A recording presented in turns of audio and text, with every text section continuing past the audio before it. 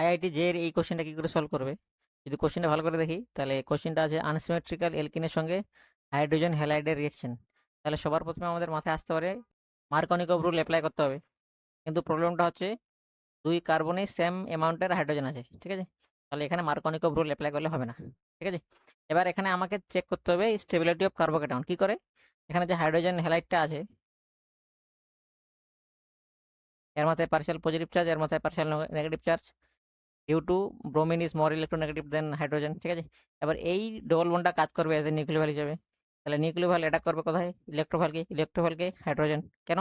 কারণ তার মাথায় পার্শিয়াল পজিটিভ চার্জ আছে, ঠিক আছে? এবার এই ডবল বন্ডটা যদি একে অ্যাটাক করে তাহলে এই হাইড্রোজেনটা অ্যাড হওয়ার দুটো পসিবিলিটি আছে। এই কার্বনে অ্যাড হতে পারে, এই কার্বনে অ্যাড হতে পারে। যদি এই কার্বনে অ্যাড হয় তাহলে এর মাথায় কার্বোক্যাটায়ন উৎপন্ন হবে। যদি এই হাইড্রোজেনে অ্যাড হয় তাহলে এর মাথায় কার্বোক্যাটায়ন উৎপন্ন হবে। তাহলে এই অবস্থায় আমাকে চেক করতে হবে which carbocation is more stable, ঠিক আছে? তাহলে যেই কার্বোক্যাটায়নটা স্টেবল হবে সেই কার্বোক্যাটায়ন দিয়েই পরের স্টেপটা আমরা করব।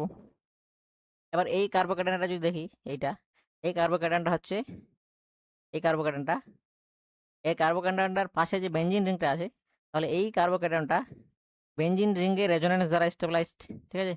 তাহলে এই কার্বোক্যাটায়নটা হাইলি স্টেবিলাইজড। তার সাথে বেনজিনের সঙ্গে OH গ্রুপ আছে যেটা কিনা ইলেকট্রন ডোনেটিং গ্রুপ হিসেবে কাজ করবে, ঠিক আছে? তার মানে এর স্টেবিলিটি অনেক বেশি হাই হবে, ঠিক আছে? তাহলে এইটাই ফর্ম করবে। তাহলে হাইড্রোজেনটা আমার অ্যাড হবে এই কারণে, CH2 হয়ে গেল। পরের স্টেপে কী হবে? যে ব্রোমিন মাইনাসটা আছে সলিউশনের মধ্যে, এই ব্রোমিন মাইনাসটা এসে এই হাইড্রোজেন অ্যাড হয়ে যাবে।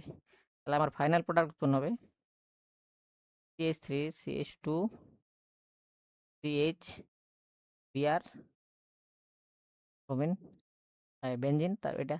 তাহলে এটা হবে আমার ফাইনাল প্রোডাক্ট, ঠিক আছে? তাহলে এখানে আমরা মার্কনিকভ রুল অ্যাপ্লাই করতে পারবো না, ওই জন্য আমাকে ভালো করে মেকানিজমটা বুঝতে হবে। তাহলে এর অ্যান্সার হবে অপশন নাম্বার বি, ঠিক আছে?